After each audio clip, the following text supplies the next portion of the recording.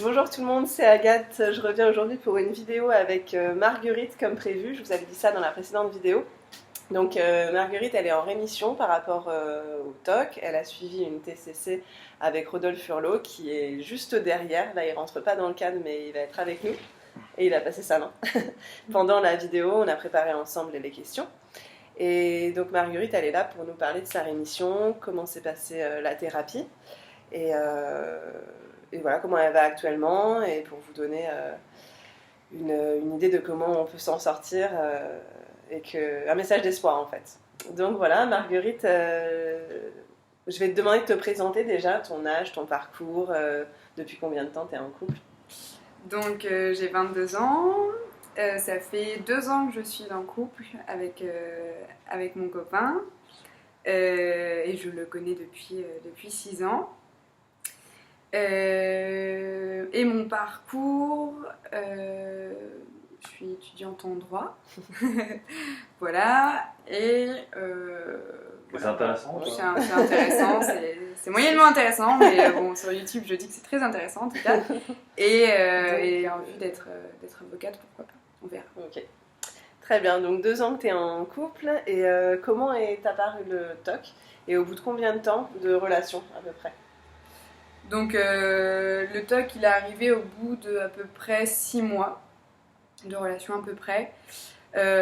Après moi je ne pense pas que ça soit vraiment corrélé à un temps en fait dans la relation, genre c'est pas parce que vous êtes en couple depuis 6 mois que le TOC c'est normal qu'il soit arrivé, ou alors que vous il est arrivé beaucoup plus tôt, est-ce que c'est normal? En fait il n'y a pas de... Il n'y a pas de corrélation entre les deux, c'est juste mon expérience personnelle parce que à ce moment-là, c'est vrai qu'il y a eu des choses qui ont fait remonter beaucoup de choses en moi parce que j'étais déjà d'un terreau très sensible, hypersensible, et voilà, c'est remonté peu à peu. Ok, voilà. Donc 6 mois, ok. Et comment t'as réussi à découvrir que c'était un TOC? T'as réussi à mettre des mots dessus en fait, à identifier le problème? Donc au début, ça a commencé surtout avec un TOC, surtout des phobies autour de la mort, des choses comme de la dépersonnalisation. Je savais plus où j'étais, j'avais très peur de mourir, très peur de faire une crise cardiaque, voilà, des sensations imminentes de mort qui ont été compliquées à vivre, hein, parce que pour le coup, quand on a l'impression qu'on va mourir, c'est pas une sensation très agréable forcément. Et peu à peu, donc j'ai eu des crises, disons, de peur, d'avoir peur de mourir. Et j'en ai eu une avec mon amoureux, et à cet instant-là, je me suis dit, en fait, il pourra rien faire pour moi, et peu à peu, en fait, ça s'est un peu déporté, cette peur sur mon amoureux, et la peur de pas aimer, la peur d'avoir peur de... Enfin, voilà, vous connaissez les schémas, mais ça s'est vraiment déporté sur lui, et j'ai identifié le TOC que... bien 5 mois après, en regardant essentiellement en fait sur internet voilà, d'où ça pouvait venir. Et c'est vrai que j'ai atterri sur des forums au début pour identifier, et après beaucoup pour me réassurer, et voilà, c'est comme ça surtout que je l'ai identifié. Après j'arrive pas à identifier en fait de moments clés, mais c'est vrai que ça a été surtout en regardant sur internet c'est sûr, je crois qu'on pourquoi et comment j'avais ça, voilà. En tapant des mots clés sur Google qui m'ont orientée, malheureusement, ou heureusement. Ouais, heureusement, je dirais. Heureusement. Quand même. Ok, et donc, est-ce que tu penses qu'il y a une cause au TOC ou pas? Alors pour moi, c'est vrai que je ne pense absolument pas que de savoir d'où vient mon TOC ou d'où viennent mes troubles peuvent aider à s'en sortir, à aller mieux, à vivre normalement, à vivre en fait tout simplement. Je pense que chaque moment de la vie est fait de choses plus difficiles à vivre, et c'est vrai qu'à cette période-là, j'ai eu des choses dans mon intimité familiale qui se sont produites, et forcément qui m'ont confrontée aussi à des principes de réalité que peut-être j'avais pas non plus envie de voir. Mais je ne pense pas que ça soit à 100% sûr que à cause de ça j'ai eu des TOC. Non, j'ai eu des TOC parce que parce qu'il y a un On sait ensemble pas, de en fait. choses en fait. Je veux pas l'expliquer et je ne pense pas de toute manière que j'y arriverai parce que c'est pas explicable ça ces choses-là. t'intéresse pas, Voilà. en fait, Ça en m'intéresse pas. Ouais, c'est ça, ça m'intéresse pas de toute manière. Pourquoi, ouais, c'est sûr. Et pourtant voilà, j'avais quand même fait un Rebirth, des choses un peu analytiques, etc. qui ont permis quoi? Je sais pas, qui m'ont permis en tout cas de me poser durant une semaine, parce que ça m'a permis au moins de me poser durant cette thérapie où j'avais fait le Rebirth. Mais est-ce que ça m'a permis réellement de m'orienter vers une TCC ou alors de m'orienter vers un équilibre de vie? Non, ça m'a permis surtout de comprendre des grands principes de lâcher prise, mais que je n'arrivais pas encore à mettre en action, surtout.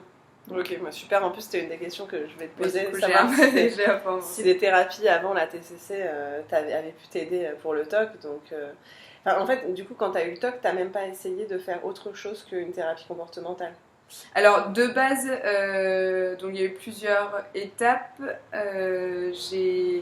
Donc, avant même que j'identifie clairement le TOC, j'avais commencé une thérapie qui m'a pas vraiment aidée. Juste, voilà, j'ai découvert un peu plus de choses sur mon histoire personnelle, un peu philosophique quelque part, d'où je viens, relation père, mère, famille, ma place dans ma famille nombreuse de 5 enfants. Mais ça m'avait pas non plus beaucoup aidée. Et suite à ça, je suis partie pendant 4 mois en saison pour pouvoir travailler avec mon copain. Donc je suis partie de mon environnement en fait de tous les jours, et je pense que déjà ça m'avait beaucoup aidé. Et suite à mon retour de cette saison, j'ai commencé justement une TCC d'abord, non pas avec Rodolphe, mais avec un docteur que j'avais trouvé sur Angers, qui était très très porté sur les exercices et qui connaissait pas du tout le TOC du couple, donc c'était compliqué. Ok, oui. Voilà, c'était compliqué au début. Voir quelqu'un qui était spécialisé. Oui, voilà, forcément, comme le RSID n'est encore que très peu connu, et encore là, avec le site, le groupe, les vidéos, c'est vrai que ça commence à être un peu plus connu, ça deviendra plus facile. Je vais te demander aussi, est-ce que tu en as parlé à ton copain? Comment ça s'est passé avec lui? Tu as réussi à lui en parler ou... Ouais, du coup, moi je lui en ai directement parlé. De toute manière, c'était important. Et puis, c'est quelqu'un à qui j'arrive beaucoup à me confier de toute manière. Donc, il était au courant. Mais je me suis que très très peu réassurée avec lui. Ou en tout cas, au début, beaucoup de réassurance avec lui. Mais au tout début, disons que ça durait pas beaucoup de temps. Parce que très rapidement, il y avait mon copain et il y avait le TOC. Donc, c'était extérieur à lui. C'est pas le même sujet, il n'y avait pas d'ensemble en fait, c'était pas les deux en même temps, non, c'était vraiment séparé, et ça l'est toujours hein, d'ailleurs. Ça m'a beaucoup permis de travailler moi personnellement et non pas main dans la main avec lui. Pour moi c'était important qu'il le sache, puisque il y a eu des moments durs pour lui forcément, parce que c'était déjà très dur pour moi, mais alors pour lui, maintenant que j'ai pris du recul et des personnes de ma famille ont pu me dire mais comment il a tenu quoi, je me dis c'est... chapeau quoi. Mais t'as pris ta responsabilité. Mais j'ai pris ma responsabilité, voilà. Ton problème et pas... Tout à fait, c'était mon problème et c'était pas son problème. Et encore une fois, ça m'a beaucoup aidé de cloisonner les deux. Ouais. Et lui, son attitude à lui, c'est quelqu'un de base qui est très cool, qui est très... je fais les choses, mais voilà, très peu dans la réflexion tout le temps, à savoir pourquoi, le comment, du pourquoi. Et c'est vrai que du coup, son lâcher prise à sa façon m'a beaucoup aidé, moi aussi, ouais, j'ai le même, hein, à adopter le mien. Voilà. La chance, c'est vrai que voilà, c'est une grande chance de l'avoir. Des cools comme ça. Clairement. Je vais te demander aussi si tu avais d'autres formes des troubles associés, en fait, des phobies d'impulsion ou d'autres choses qui pourraient s'apparenter au TOC du coup. Alors en fait, au début, c'était vraiment centré sur le ROCD. Donc après, les phobies de mort, etc., ça a été vraiment centré sur le ROCD. Tout du long de la TCC, mais j'ai eu aussi dans le même temps des phobies d'impulsion, d'embrasser quelqu'un dans la rue, homme, femme, peu importe, hein, tout le monde, et beaucoup du coup de phobies d'impulsion, voilà, d'aller directement vers quelqu'un, ou même j'arrivais pas vraiment à regarder les gens en face. c'était compliqué pour moi et ça peut l'être encore parfois, de temps en temps. Voilà, donc il faut une impulsion plutôt de ce type-là. Et après, c'est vrai qu'avec le ROCD, j'ai pu avoir un peu de TOC inversé. En fait, il m'aime pas, etc. Très léger, qui restait très léger. Et surtout des interrogations sur mon père, sur ma mère. Voilà, ça a pu toucher. C'est un spectre très large. Et c'est vrai que plus on va, enfin en tout cas moi, plus j'ai travaillé dessus, plus je travaille dessus, plus ça grappille un peu partout dans la vie. Et c'est le jeu. Voilà, c'est le jeu de se dire, on travaille sur un point, forcément le TOC il va se répandre, mais c'est en globalisant en fait le lâcher prise, que ce soit sur mon copain, sur mon père, sur un cheval, enfin peu importe. Non mais bon voilà, sur tout autre sujet, parce que le TOC peut être très pernicieux. Et voilà, et c'est le même schéma en fait à chaque fois. Oui, bien sûr, puis ça permet d'aller sur d'autres sujets, de guérir entre guillemets d'autres bah sujets. Oui, forcément, ouais. De revenir en fait à chaque fois dessus, tu te dis bah là c'est la même chose en fait. Et c'est quoi ce schéma justement? Ça pourra intéresser les gens peut-être. C'est le schéma, c'est vraiment de se dire j'ai identifié le TOC, donc que ça soit la pensée intrusive, l'émotion intrusive, les images intrusives, enfin il y a vraiment encore une fois un spectre assez large d'intrusion. Moi je les ai eues toutes, hein, très clairement, enfin toutes en tout cas à ma connaissance. Et par exemple pour les émotions, c'est de se dire ok là il y a une pensée intrusive. Au début, donc je vais aller peut-être un peu sur des questions, mais au début moi je suis surtout allée sur le fait de me dire j'interviens pas. Mon premier lâcher prise, ça a été surtout de me dire it's not my business quoi. C'est pas, ça se passe dans ma tête, c'est un combat dans ma tête, mais moi j'ai pas à intervenir en fait. C'est pas mon histoire quoi. Et je crois vraiment que moi j'ai commencé comme ça en me disant ok pensée intrusive ou émotion intrusive, j'interviens pas. Ok, ça c'était même avant que tu fasses la TCC? Non, ça a été avec la TCC. Okay, ouais. D'accord. Je pense que la chose qui a précédé la TCC et qui est restée par mon éducation, par une personne que j'ai pu rencontrer, enfin une amie de la famille avec qui j'étais très proche, c'était surtout le retour à la réalité et le retour au sens en fait. Le retour à me dire ok, là je suis dans ma tête, mais autour de moi je sens l'air, je sens quelque chose, je vois quelque chose aussi. Le retour au sens, ça a été la première des choses. Ouais. Très important, je pense. D'ailleurs, forcément. D'ailleurs, on va parler. Là, on a fait l'introduction. Après, en partie 2, c'était plus pour axer justement sur la thérapie comportementale, pour que vous sachiez en quoi ça consiste, comment ça s'est passé pour Marguerite, et que vous en sachiez un petit peu plus pour tous ceux qui hésitent encore à entreprendre ce type de thérapie et qui se posent des questions. Donc, je voulais te demander comment tu as découvert déjà cette thérapie-là.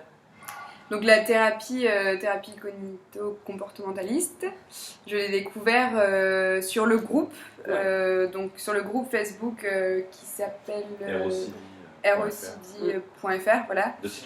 De Sylvaine. Merci Sylvaine encore une fois. Et donc j'ai pu découvrir le numéro de Rodolphe justement. Et moi j'avais déjà amorcé en fait une TCC justement comme je vous l'avais dit avec ce docteur-là sur Angers. Mais j'avais l'impression de patiner et c'est vrai qu'à un moment donné je me suis dit bon je vais appeler, je vais voir s'il y a de la place et puis finalement voilà ça a commencé comme ça d'entamer cette TCC avec Rodolphe en tout cas pour moi. Et est-ce que tu peux nous raconter comment ça se déroule une séance type? Parce que moi par exemple j'en ai pas fait et ça m'intéresse et ça intéresse plein de personnes je pense. Donc, alors au début j'en faisais une toutes les semaines, c'était très fréquent. Et ça m'a beaucoup aidé, hein. D'ailleurs, d'en avoir une toutes les semaines, c'était encadrant pour moi, c'était rassurant aussi, bien sûr, parce qu'au tout début, on a encore beaucoup de mal à se rassurer. Et d'ailleurs, c'est la base du TOC, de pouvoir se rassurer tout seul. Donc, c'est vrai que c'est... Sans ruminer. Sans ruminer, voilà, sans ruminer, sans juste rassurer, d'être encadré en fait dans la TCC. Mais donc, c'est vrai que pour décrire les séances, j'avais l'impression, en tout cas de mon ressenti, que c'était très... ça collait à ce qu'on vivait chaque semaine, à ce que je vivais chaque semaine, donc c'était important, il y avait un réel suivi. Rodolphe me demandait comment ça allait, ce qui s'est passé cette semaine.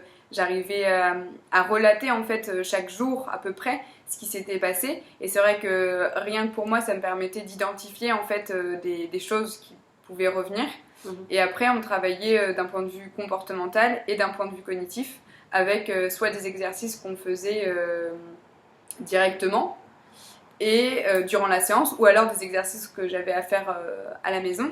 Et c'est vrai que moi j'ai un petit carnet qui est vraiment très endommagé, mais voilà, dans lequel à chaque séance je notais en fait des phrases, des petits tips que me donnait Rodolphe, qui m'ont énormément aidé et qui m'aident encore au jour d'aujourd'hui. C'est un carnet vraiment important pour moi.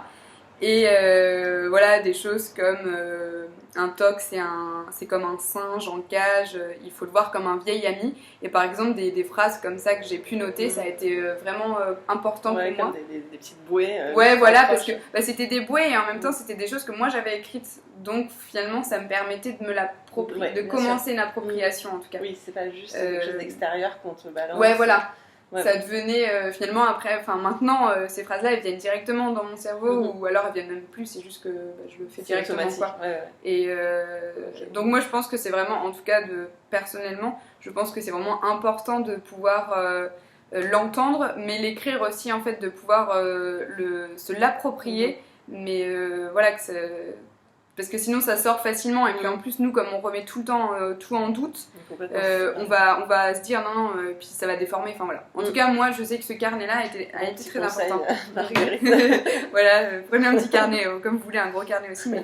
Il est à vendre le carnet ou Non, du coup voilà, il est à moi, parce qu'encore une fois les choses que j'ai écrites seront peut-être pas les mêmes choses que vous allez écrire, parce que moi j'ai écrit ce qui me parlait à moi, les phrases qui m'ont fait écho, les techniques qui m'ont fait écho. Voilà, c'est vraiment différent pour chacun. Ça. Parce que voilà, les séances, ça va être des séances un peu type de ce qu'on va faire et tout, mais finalement, au fur et à mesure de vous, comment vous réagissez, comment vous interprétez les choses, ça va être différent forcément. Voilà. Oui, bien sûr, puis le thérapeute s'adapte. Complètement, et je pense que voilà, c'est quelque chose que Rodolphe fait bien, c'est de s'adapter à la personne, quoi. C'est important. Bien sûr. Ok. Et par quelle étape es-tu passée pendant ta thérapie ? Enfin, tu as commencé à en parler tout à l'heure, en fait, de lâcher prise, tout ça. Est-ce que tu identifierais des différentes étapes Oui, forcément. Enfin, je trouve vraiment qu'il y a énormément d'étapes, en fait, quand on prend du recul, on s'aperçoit, en fait, les étapes qu'on franchit. Sur le moment, on s'en aperçoit pas, mais après, on comprend un peu mieux. Et au début, donc vraiment, c'était les sens, sensations. Après, ça a été vraiment de me dire... Je n'interviens pas, encore une fois. Et après, souvent je prends mon petit carnet pour me souvenir aussi de mes étapes. Quand j'ai l'impression que je fais un peu où je suis pas très bien, je reviens au début, je fais la base, c'est bien aussi, la base, de revenir aux bases, parce que parfois on l'oublie. Hein. C'est comme ça qu'on est. Vraiment important, ouais, j'y reviens. Ouais, c'est clair. Mais donc voilà, de ne pas intervenir au début. Qui s'apparente un peu au stop pensée, mais c'est vrai que moi j'arrivais pas à me dire ok stop, j'arrête d'y penser. Je me disais plus de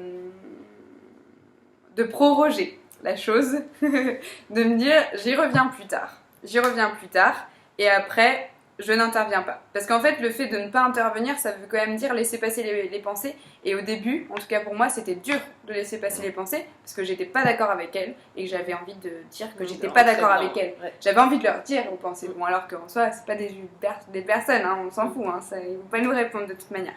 Ou alors, par doute et par réassurance, et bien sûr, comme disait comme m'a dit mon père, et c'était vraiment une image, c'était vraiment le petit écureuil qui est dans les cages là, qui tourne, le hamster ouais. qui dans son truc quoi, genre de toute manière voilà, si on intervient ça fait ça. Mais c'est vrai qu'au début c'était surtout j'y reviendrai plus tard, après de me dire je n'interviens pas, donc je leur dis rien quoi, c'est pas je les accepte, c'est pas je suis pas d'accord, je suis rien, juste je n'interviens pas. Et après, peu à peu, ça a été ok, elles sont là, mais je fais plus rien. En fait, j'ai même pas besoin d'intervenir, mais j'ai même pas besoin de me dire que je dois ne pas intervenir en fait. Après, ça s'est venu quand même beaucoup plus tard, même après que Rodolphe ait pu me dire ok, là tu avances vraiment vers la rémission. C'est venu voilà, même ces derniers mois où vraiment les pensées sont là et je dis plus rien. Je crois que la chose qui est arrivée surtout en termes d'émotions négatives et de sensations intrusives, les deux intrusions du coup, c'est de me dire ok, vas-y, à fond, casse tout le toc, et puis en fait, bah, de toute manière, à un moment donné, il n'y a rien quoi. Au bout, il n'y a rien. Et en fait, au début, je me disais beaucoup ça sur les sensations et émotions intrusives, mais maintenant, c'est même sur le toc en lui-même. Ok, va au fond, quoi. Tu connais le chemin. C'est vas-y tout seul. J'ai pas besoin. Et ça, c'est quelque chose que j'arrive ces derniers mois. Et d'accord. Donc même après la TCC, en fait, tu continues encore complètement à te servir des outils. En fait, les outils, c'est on se les approprie. Moi, je me suis approprié ces outils-là. J'ai très peu, par exemple, été dans la méditation, alors que certains vont le faire. J'ai très peu aussi été dans des choses, le tournage des épaules, comme Rodolphe m'avait appris, d'extérioriser les émotions négatives par le corps. J'ai très peu je l'ai très peu fait. Par contre, j'ai beaucoup été dans l'action, et je le suis encore dans l'action. Pour moi, la meilleure des choses, c'est juste de faire mon intervention, etc., mais surtout d'agir, de faire des choses. Parce que de toute manière, ça sert à rien de se dire ok, là il faut que je rentre, je vais dire à mon patron que je rentre du boulot ou je vais sortir de cours, parce que là il faut que je pense à mes pensées. Mais non, parce qu'en fait le souci c'est que on se prend un temps pour faire ça, mais ça changera rien. Ça changera rien d'y penser. Il faut juste rester dans notre action. Ouais. D'ailleurs, je sais pas si toi t'as eu ça, mais en tout cas moi j'ai eu ce souci-là d'avoir du mal à faire des choix des fois parce que là tu parlais de rester à ton travail ou sortir et d'avoir cette espèce de moment où tu sais pas quoi choisir et qui t'angoisse en fait. Mais te dire est-ce que je dois rester, est-ce que je dois... C'est vrai que moi le plus souvent, bon déjà il y a une obligation d'argent pour le coup quand je suis au travail et donc principe de réalité surtout, beaucoup de principes de réalité pour moi. Il faut savoir que du coup l'année dernière avec mes TOC j'ai pas eu mon année, à très très peu, parce que j'avais aucune concentration. Et puis surtout ça me prenait en plein TD où clairement j'avais des sueurs froides et puis je pouvais plus rien faire quoi, donc c'était compliqué pour moi. Et c'est vrai que ce principe de réalité de me dire donc là il faut que j'ai mon année déjà. Et c'est vrai que ça m'a permis du coup de me positionner par rapport à mes choix, de se dire bon qu'est-ce que je fais, parce que de toute manière si on fait le choix de rester ça va passer. Oui. Mais c'est alors que si on fait le choix d'y aller, on va y être. Donc on sera plus dans l'action, on sera plus dans le lâcher prise, on sera dans l'action de la pensée. Et ça casse en fait. Ça casse une journée, ça casse.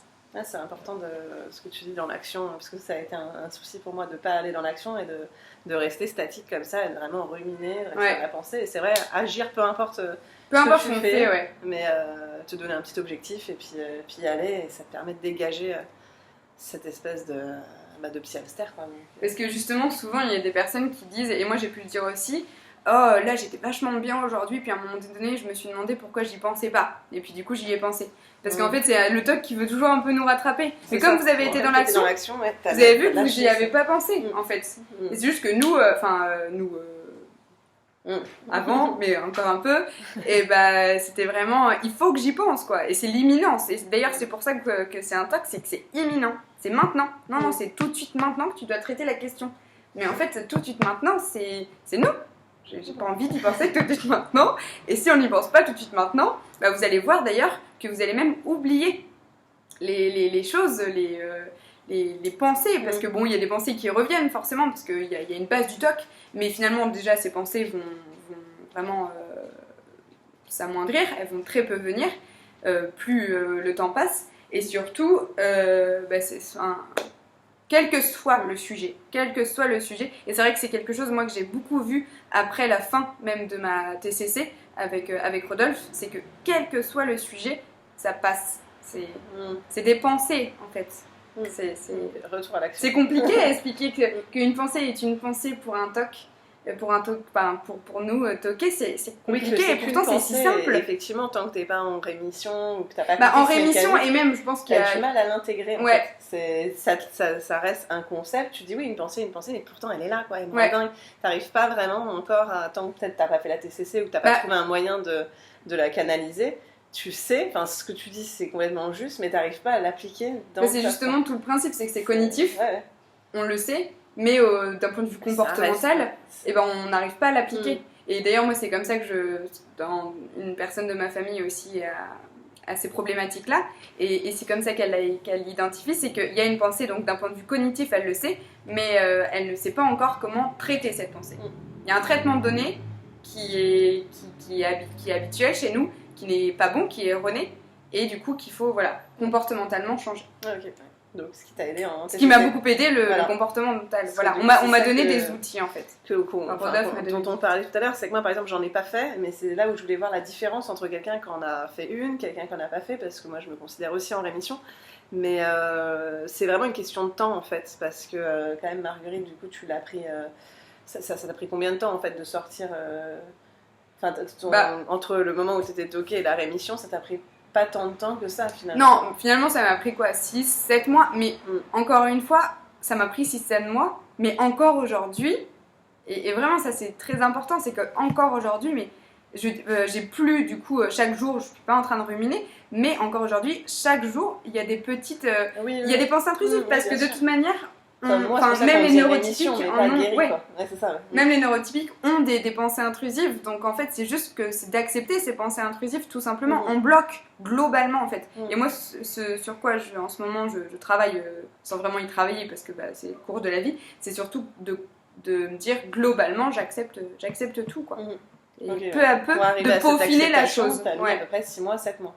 Donc vraiment la différence, tu vois, par rapport à quelqu'un comme moi qu'on n'a pas fait, où je suis dans le même état que toi maintenant, donc c'est super, mais j'ai dû mettre peut-être 3 ans, c'est ce que je disais, 3 ans et demi à vraiment lâcher, par d'autres méthodes du coup, parce que comme on disait, chacun est différent. Moi je suis passée, comme je vous avais déjà expliqué, par la méditation, le lâcher prise, la philosophie, j'ai vraiment été dans le chercher moi-même des réponses à des questions, mais du coup ça a englobé un spectre très large du sens de la vie, de tout ça, et ça m'a vraiment aidé à lâcher sur beaucoup de choses dans la vie en règle générale, et qu'on fait que le TOC à force est rentré dedans, quoi. Il s'est inclus dedans, et du coup... Donc moi c'est l'inverse pour le oui, t'as commencé par le TOC. Toi t'as fait très global, et après t'es allé l'appliquer au TOC, et moi c'est vrai que très portée sur le TOC, je me suis concentrée comme un cheval là, à me dire ok, qu'est-ce qu'il faut que je fasse.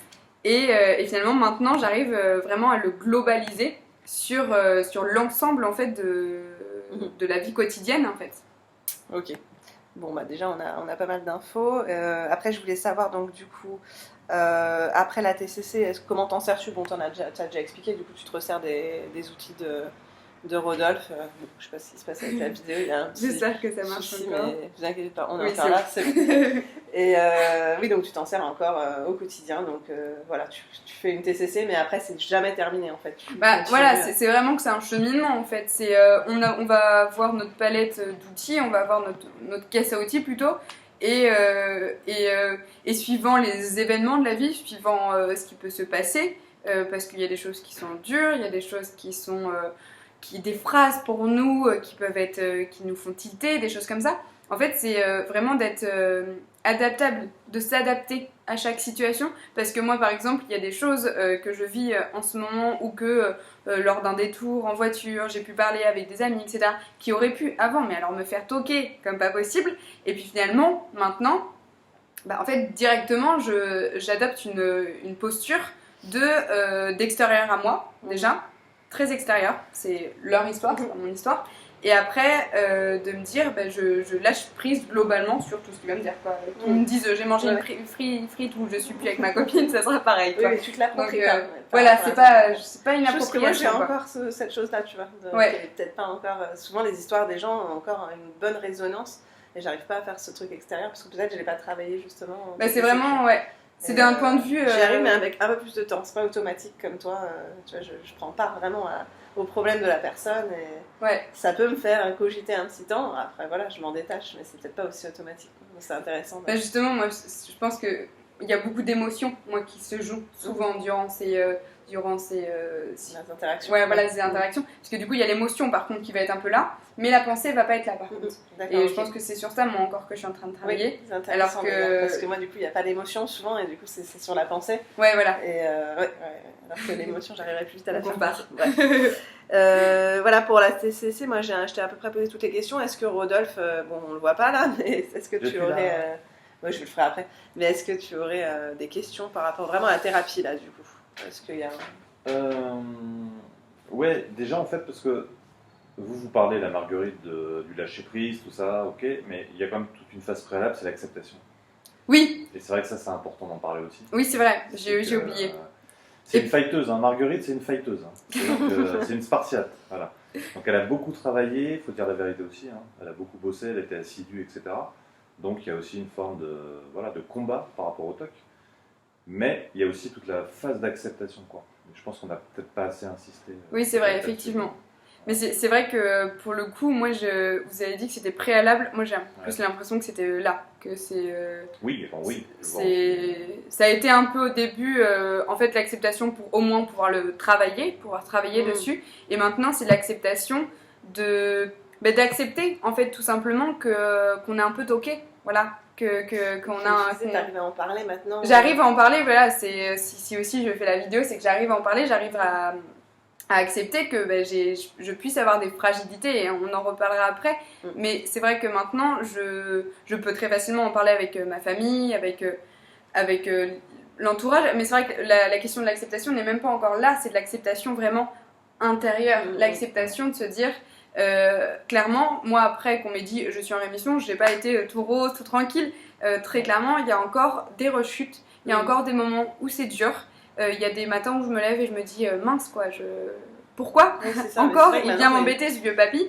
Et en fait c'est pas grave, c'est comme ça, il y a forcément des moments où c'est plus compliqué parce que émotionnellement je suis très chargée, que je suis fatiguée. Il y a plein de questions, d'interrogations qui peuvent venir parce que on est aussi humain, c'est normal, il y a des choses qui se jouent en nous. Mais le tout, et c'est vraiment quelque chose moi sur lequel j'ai travaillé ces derniers mois et encore maintenant, c'est d'accepter en fait globalement que je ne puisse ne pas aller bien parfois. Que dans la vie, parfois, ça va pas bien. C'est vrai. Ça va pas bien parfois. En fait, c'est... Donc c'est dans l'hyper-contrôle, quoi. Voilà. Ça... Il faut savoir se dire, je ne contrôle pas, là ça ne va pas bien et j'ai pas besoin d'intervenir pour que ça aille mieux. Ouais, voilà, c'est comme ça et ça arrive à tout le monde. Voilà, c'est ça. Parce que directement, je me dis, ok, je vais pas bien, là il faut que mentalement, d'un point de vue analytique, je travaille la chose. Mais non.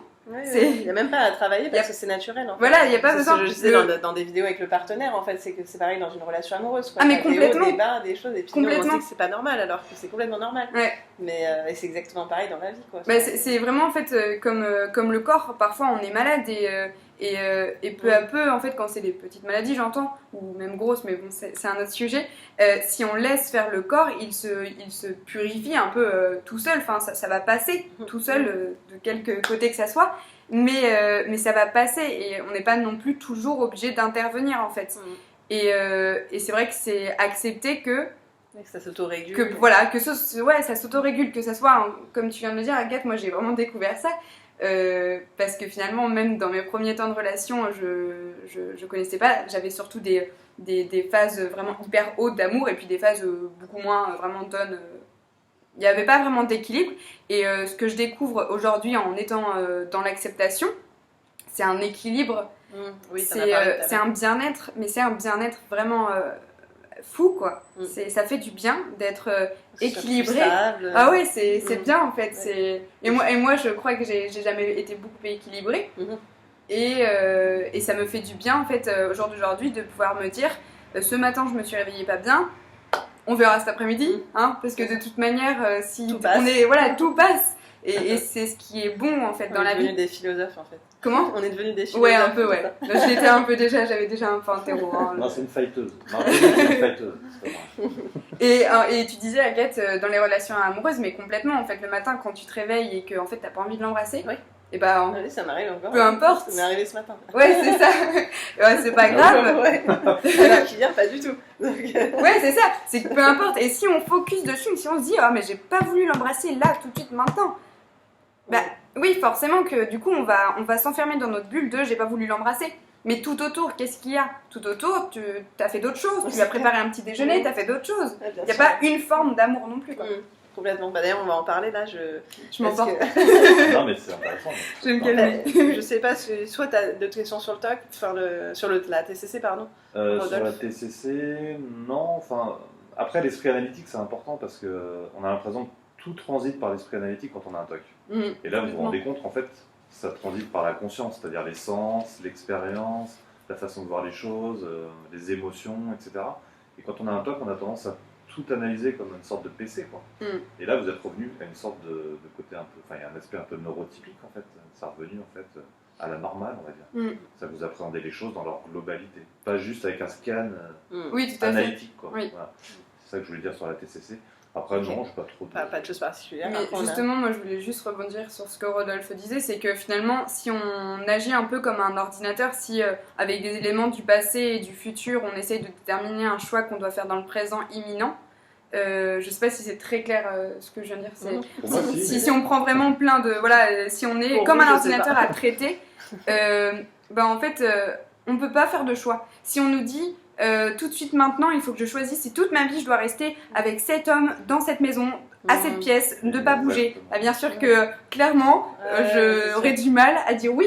Mais par contre, si tout de suite maintenant on se dit est-ce que j'ai envie de rester cet après-midi et dans, enfin, si on se dit rien en fait, si juste on choisit par notre sensation du cœur, si on parle juste avec ce qu'on est nous maintenant, tout de suite maintenant, mais c'est bon. Mais en fait, on n'a pas besoin de prendre un champ de pensée énorme pour faire une décision, quoi. Parce que sinon, on avancerait difficilement. Dans le top, on part vraiment de là. Ouais, c'est ça. On va tout voir, quoi. Genre, c'est comme si on prenait notre dossier depuis notre vie bébé et qu'on analysait absolument tout pour faire un choix, quoi. Et non. Et du coup, ça éloigne de l'intuition. C'est ça qui est intéressant. Voilà, tout à fait. Et que l'intuition est vraiment importante. Oui. Complètement. Et puis l'instant présent, l'intuition. L'instant présent, ouais. Tout ça, et l'instant présent, parce que je sais que moi j'ai eu beaucoup ces interrogations-là et que je pense que dans le cheminement d'un toqué, il y a souvent ces interrogations. Là, c'est de se dire, dès qu'on se dit, mais est-ce que là c'est vraiment un toc, est-ce que c'est vraiment l'intuition? Et moi, c'est une phrase qui m'a énormément aidée, et même si parfois je comprenais pas trop le sens, etc., c'est de se dire, je prends le risque. Je prends le risque en fait. Je prends le risque juste de vivre l'action en fait finalement. Ouais, d'être dans l'action. De choisir un des deux, quoi. Peu importe, mais on verra où ça mène en fait. Tout à fait. Dans cette philosophie-là. De se dire, et ça m'aide aussi beaucoup. Et là, on est des fois, quand je panique comme ça, mais là, on est dans la CT, c'est-à-dire la continuité de la TCCC, la thérapie d'acceptation et d'engagement. Voilà, le positionnement, le fait de décider, d'être dans l'action. C'est comme ça qu'on reprend confiance et qu'on arrive à dépasser des angoisses aussi. C'est ce que vous faites en fait, là au quotidien. Donc c'est un ensemble de choses. C'est vrai que la TCC, ça paraît un peu réducteur comme ça, mais c'est un outil en fait. Et après, on se l'approprie, comme elle l'a bien dit. Voilà. Enfin, moi, je le vois comme ça. Nous aussi. Je suis d'accord. Okay. Et juste après, au niveau un peu plus concret, du coup, toi, tu as fait tes séances. On peut faire les séances aussi sans être directement dans le cabinet du thérapeute. Toi, tu es passé par Skype. Oui, c'est ça, ouais. Moi, j'avais Skype parce que du coup, j'habite pas sur Paris même. J'habite plus loin quand même. Et c'est vrai que moi, la notion aussi du Skype m'a permis d'avoir, je sais pas vraiment comment dire, une accessibilité, disons. De me dire, même les moments où, au tout début, vraiment, comme je vous l'avais dit, c'était un encadrement, c'était important pour moi. Et puis après, par la suite, c'était plus de savoir que j'étais pas seule, en fait. Parce qu'il y a des moments où on se dit, mais je vais pas y arriver. Enfin, des moments de découragement. Aussi parce que c'est vrai que encore une fois c'est un chemin et parfois c'est dur et c'est vrai que l'accessibilité d'avoir Rodolphe qui puisse être là, pas nous réassurer, pas nous dire mais tu sais ça, nanana, juste fais-toi confiance. Moi cette phrase là m'a énormément aidé de me dire il faut que je me fasse confiance parce que c'est avec moi que je vais avancer toute ma vie de toute manière, donc pas avec quelqu'un d'autre, donc il faut que je me fasse confiance. Et en tout cas par rapport au TOC et parce que les rechutes aussi qui sont très importantes dans le processus de confiance en moi m'ont beaucoup aidée parce qu'elles m'ont appris que je pouvais me relever toute seule, que je pouvais ne pas combattre une pensée toute seule aussi et que je pouvais me donner des bons conseils à moi toute seule. Et les rechutes pour moi ça a été c'est dur sur le moment. Tu te demandes pourquoi encore, tu te dis mais c'est pas normal. Et puis après que tu as lâché prise sur ces questions-là et que tu es revenu finalement dans la vraie vie, bah, tu te dis oui. En fait, moi la semaine dernière, j'étais pas très bien. Et là, cette semaine, je me dis, c'est bien, j'ai réussi en fait. La confiance en soi, finalement, j'avais fait une vidéo aussi là-dessus. Finalement, comme les gens comprenaient pas toujours quand je mettais le TOC comme une chance en fait, parce que ça paraît un petit peu absurde.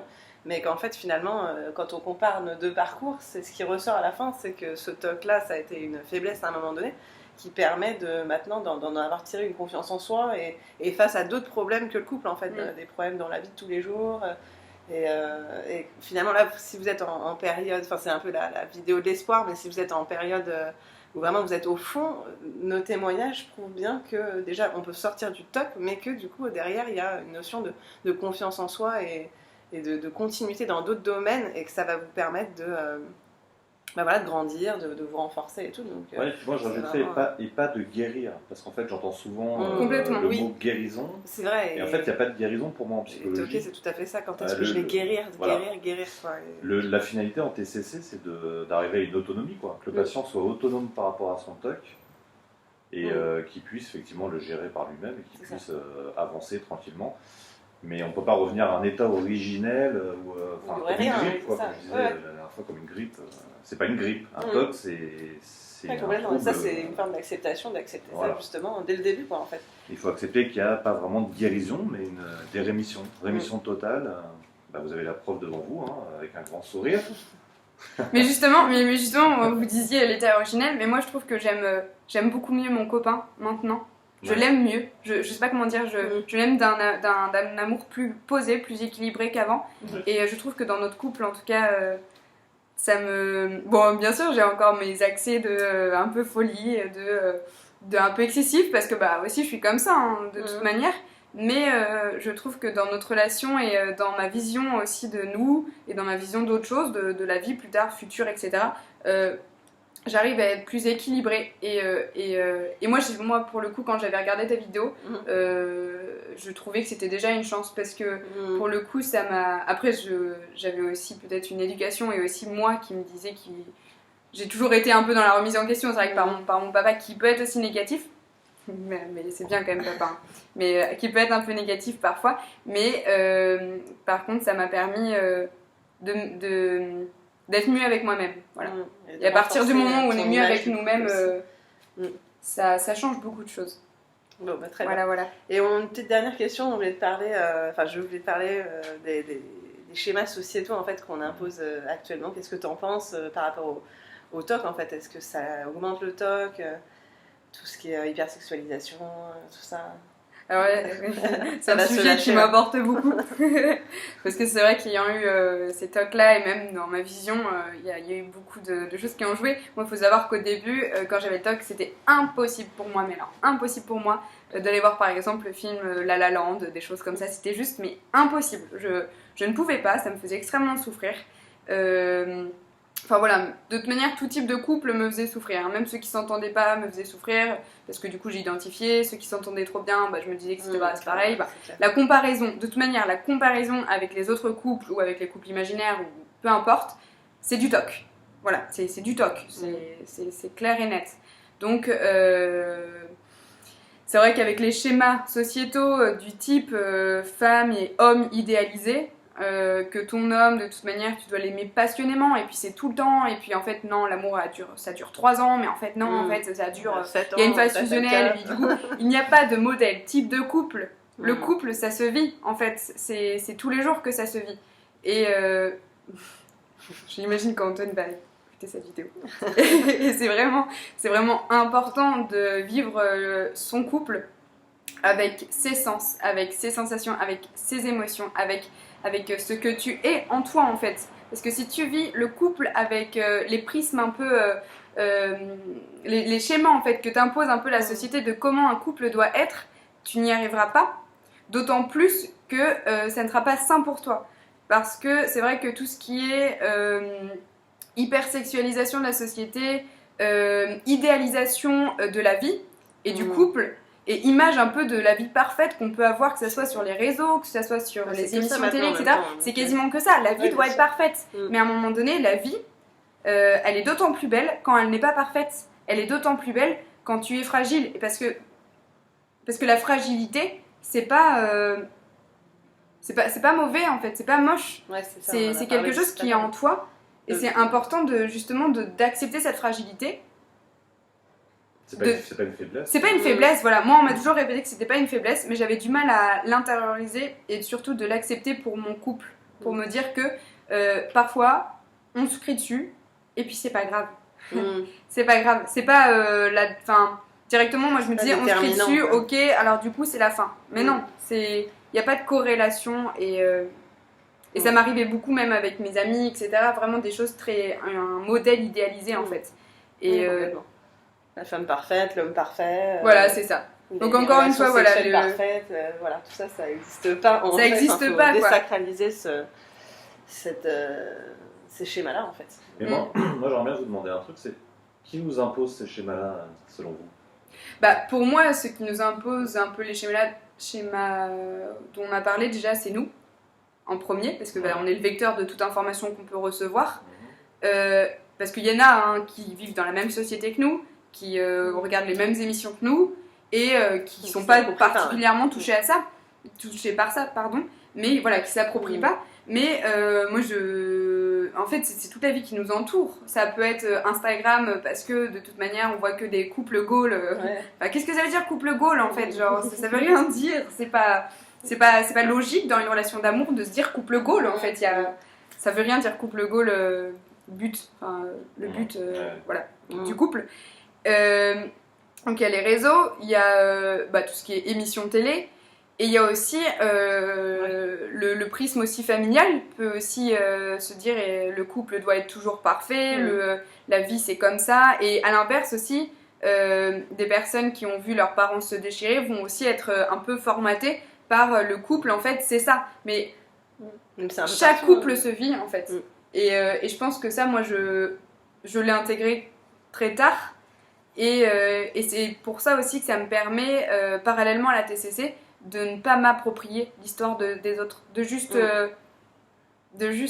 vivre ce que je dois vivre maintenant, tout de suite, en fait. Et on parlait aussi même du développement personnel, des bouquins et tout, enfin c'est un peu partout. Hein. Oui, voilà, maintenant, en fait, de toute manière, et de tout temps. Thérapie, entre guillemets. Mais je pense que c'est de tout temps, de toute manière, que la société est idéalisée, que c'est pas que maintenant, en 2018, qu'à cause des réseaux, c'est plus idéalisé qu'avant, non. De toute manière, partout, hein. Voilà. Les magazines, les Marie-Claire. Oui, non, mais complètement, parce que c'est un peu en vogue. Mais de toute manière, de tout temps, les hommes veulent être heureux parce que le bonheur, c'est un peu un schéma. Voilà. Donc là, on essaye de se mettre dans un schéma qu'il faut faire étape par étape pour être heureux. Mais il y a des couples qui sont très heureux sans enfants et des couples qui veulent des enfants. Et là, on parle d'une question. Enfin, d'un objet particulier, mais il n'y a pas de schéma pour être heureux. En fait, pour moi, le bonheur, c'est vraiment l'équilibre et l'expérience en fait de la vie, dans sa globalité de la vie. Voilà. Complètement. Ok. Pour vous, il n'y a pas de différence entre 2018 et par exemple, je sais pas, les années 80, par exemple, pour vous c'est pareil quoi. Je pense que de toute manière, dans les années 80, 90. Enfin, bref, je pense qu'à toutes. Mais après, encore une fois, là, c'est personnel, on se détache même un peu du TOC. C'est surtout que de tout temps, les hommes recherchent un bonheur. Donc la société, à chaque fois, va dire cet objet-là, ce schéma-là de vie, ça peut t'amener au bonheur. Donc de tout temps, on s'est dit qu'une femme, pour être heureuse, il fallait qu'elle soit mariée à son homme à 20 ans et qu'elle reste mère de foyer. Après, c'était la libération des femmes, donc le bonheur devait passer autrement. Mais je pense que de tout temps, il y a eu des schémas sociétaux imposés par la société. Mais Internet n'a pas accentué un peu ça aussi? Le confinement, par exemple, le fait d'être... Je pense que ce que Internet accentue vraiment, c'est de se dire, c'est de pouvoir voir l'intimité de l'autre qui est complètement transformée. L'intimité de l'autre n'est pas une photo Instagram avec 15 filtres. L'intimité de l'autre, c'est toute la globalité à côté de sa photo Instagram. Parce que peut-être qu'ils se tiennent la main sur la photo. Là, maintenant, c'est très instantané en fait. C'est ça le problème, c'est que c'est pas dans la Une durée. Une photo, c'est une photo. Ça veut rien dire en fait. Puis il y a un accès quand même à tous les fantasmes via les sites, etc. Il y a une vraie distorsion avec la réalité du coup. Complètement, c'est trompeur en fait. On s'attend à, quand on a un acte sexuel d'amour pour le coup, par exemple si c'est avec notre amoureux, que ça soit justement rempli d'amour, que ça soit mais avec des petits lampions à côté, puis des oiseaux qui chantent, et puis que tu t'aimes trop ça en plus. Mais je pense qu'il faut se laisser libre déjà. Si on parle vraiment d'actes sexuels, qu'on puisse vraiment être libre dans notre acte, que ce soit le nôtre en fait. C'est pas celui qu'on voit dans les sites Oui, c'est pornographiques. C'est le nôtre, en C'est fait. toujours pareil, que ça peut être très fluctuant. Ah bah voilà, après, ça peut être aussi très fluctuant. Ouais. Voilà, c'est... Ok. Voilà. Et ça, encore une fois, voilà, c'est ma pensée, mais c'est vrai que ça s'inscrit aussi dans le cheminement de tous les jours avec le TOC. C'est que c'est comme ça aussi qu'on se forge. Moi, j'ai 22 ans. Peu à peu, je vais évoluer. Au jour d'aujourd'hui, c'est vrai que je pense comme ça. Et je pense que ça me permet de mettre un espace entre ce que je vois et ce qui est. Et encore une fois, toujours revenir aux bases. Parce que parfois, j'ai besoin de revenir aux bases. Et sur quelques sujets que ça soit. Ok, super. Bon, Voilà. ouais. Moi, j'ai posé toutes mes questions. Rodolphe Moi, aussi. je vais conclure juste. Parce Et que, oui, bah, si je je laisse peux- ta si je place, peux Rodolphe. m'immiscer. Ouais, je t'en prie.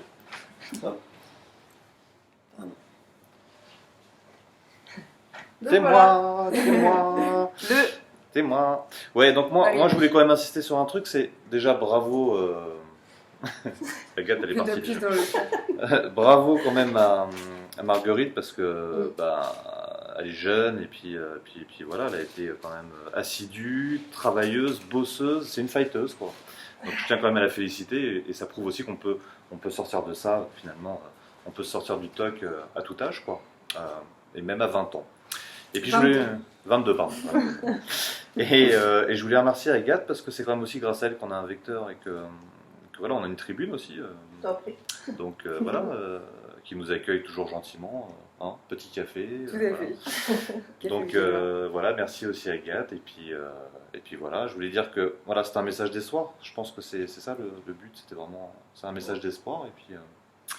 Et puis voilà, il y a encore du cheminement, mais je pense qu'on a tous à cheminer encore, qu'on ait 20, 40, 60. Voilà, il n'y a pas que le TOC quoi. Voilà, c'est un cheminement de vie pour moi. Complètement. Voilà, ça va au-delà du TOC.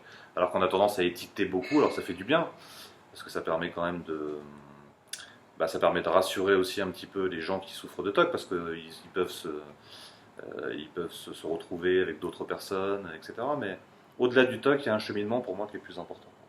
Voilà, c'est ce que je voulais dire, moi en gros. Oui, c'est très global. Moi je viens en touriste, hein. C'était juste ça, mais sinon, voilà. Bah, Merci à vous deux en tout cas. Merci à vous deux aussi. Merci beaucoup. Et puis, voilà, vous ne me voyez pas, mais à bientôt pour une prochaine vidéo. Et puis, si vous avez des questions, n'hésitez pas hein, à m'envoyer un petit message. Comme je vous ai dit, maintenant, je suis un petit peu plus dispo. Donc voilà. Si Madame est dispo maintenant. C'est ça.